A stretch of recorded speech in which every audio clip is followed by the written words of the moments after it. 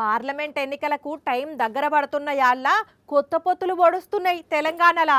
ఇప్పటికే BSP BRS కలిసి పోటీ చేయబోతున్నాయి అని ప్రకటన చేసిండ్రు కదా.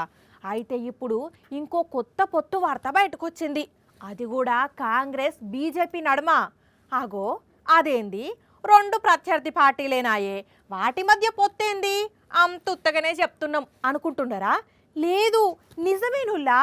కావాలంటే కాంగ్రెస్ పార్టీ ఎమ్మెల్యే మేడమే చెప్తుంది, వినుండ్రి. బీజేపీ వాళ్ళతోటి మరి పొత్తుంది ఇప్పుడు ఎంపీ ఎలక్షన్స్ లో కూడా.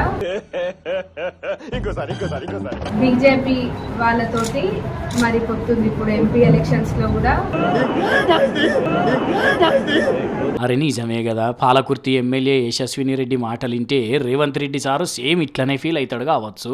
మరి కాదా, బీఆర్ఎస్ వాళ్ళు ఇట్లా అన్నారంటే ఒక లెక్క గానీ సొంత పార్టీ ఎమ్మెల్యే అయ్యుండి పోయి బీజేపీ వాళ్ళతో పొత్తానుడేంది, కొంపదీసి మరి నిజంగానే పొత్తు పెట్టుకున్నారా అంటే కాదు. మేడం గారు కావాలని అనలే ఈ మాట.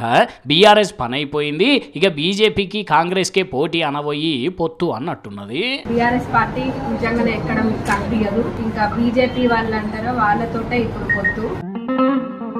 ఇగేమున్నది, ఇప్పుడు ఈ మాటను సోషల్ మీడియాలో గిర్ర తిప్పుతున్నారు జనాలు. మరి మేడం ఫస్ట్ సారి గెలిచేసరికి పాలిటిక్స్ కొత్త కాబట్టి తొందరలో ఒకటి మాట్లాడబోయి ఒకటి మాట్లాడినట్టున్నది. ఈ మేడం కథ ఇట్లుంటే వేములవాడలో బీఆర్ఎస్ నాయకుడు చెల్మడ లక్ష్మీ నరసింహారావు ఏమన్నాడో వినండి. జై కాంగ్రెస్, జై కాంగ్రెస్.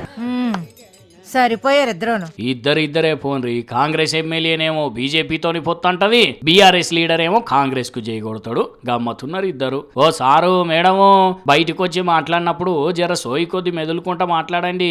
ఆవేశపడి ఏది పడుతుంది మాట్లాడితే ఇట్లనే అనర్థాలకు దారితీస్తాయి. జర చూసుకోండి పైలం.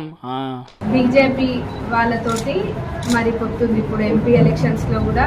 జై కాంగ్రెస్, జై కాంగ్రెస్.